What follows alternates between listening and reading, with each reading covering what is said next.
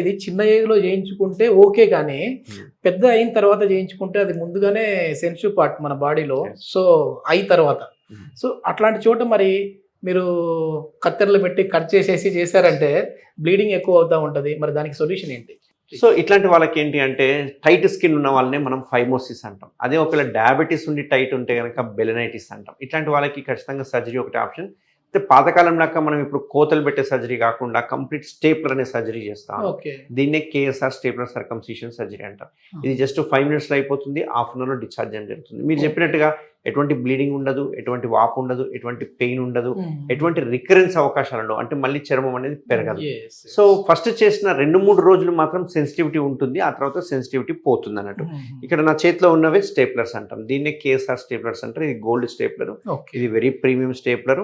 దీంతో చేయడం వల్ల 5 minutesలో సర్జరీ అయిపోతుంది. విత్ ఇన్ హాఫ్ అన్ అవర్లో డిశ్చార్జ్ చేయడం జరుగుతుంది. దీనికంటే ఇంకా బెటర్ క్వాలిటీ స్టేప్లర్ అంటే బ్లాక్ స్టేప్లర్ అని ఉంటుంది అన్నట్టు. ఇది ఏంటంటే ఇంకా కొంచెం ప్రీమియం క్వాలిటీ ఉంటుంది. ఇందులో వాడే పిన్స్ కూడా జిగ్-జాగ్ లో ఉంటాయి అన్నట్టు. దీనివల్ల బ్లీడింగ్ అయ్యే అవకాశం 0%. సో ఈ రెండింటి వల్ల 0% అన్నట్టు. బ్లీడింగ్ అవ్వదు. కానీ బ్లీడింగ్ ఎప్పుడైతుంది అంటే నేను చెప్పిన జాగ్రత్తలు తీసుకోకుంటే బ్లీడింగ్ అవుతుంది. ఎందుకంటే ఎరెక్షన్ అవ్వద్దని చెప్తుంటాం. సడన్గా ఎరెక్షన్ అయింది అనుకోండి బ్లీడింగ్ వచ్చే అవకాశాలు ఉంటాయి అన్నట్టు. సో మీరు అన్నట్టు అపోహలు అవసరం లేదు.